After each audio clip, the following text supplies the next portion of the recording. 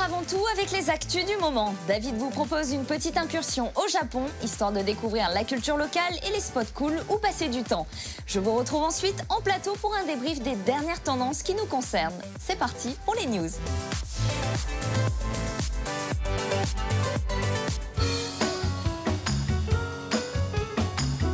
Konnichiwa, salut à tous. Aujourd'hui, nous sommes à Tokyo, au centre de convention Tokyo Big Sight, et je vous amène au salon Tourisme Expo Japan.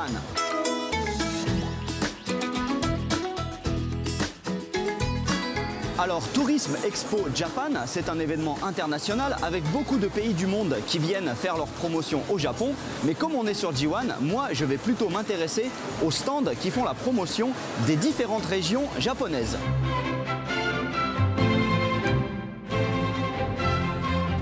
Dans l'ensemble, ici, les stands sont très jolis car évidemment, c'est un peu une compétition pour faire venir les clients vers sa région. Et là, par exemple, je suis sur le stand principal de la préfecture de Miyazaki parce que Miyazaki, ça n'est pas seulement un réalisateur célèbre, c'est aussi une préfecture qui se situe tout au sud du Japon. Et donc, là, entre autres, il y a des produits locaux et de l'artisanat local, notamment la façon dont on confectionne ce genre de cordes sacrées qui sont destinées à être placées dans les sanctuaires Shinto.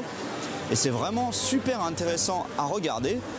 Regardez-moi ça, il se sert même de ses pieds parfois pour tenir les cordes. Et ces cordes-là, elles sont faites à base de feuilles de riz.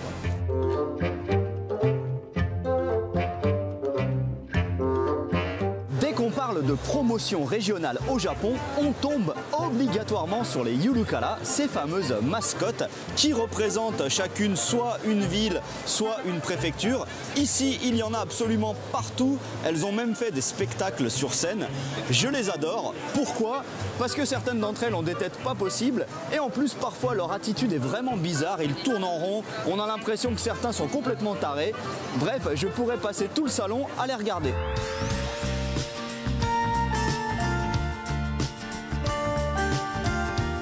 Au niveau technique, il y a vraiment quelque chose qui va révolutionner le tourisme, c'est la réalité virtuelle.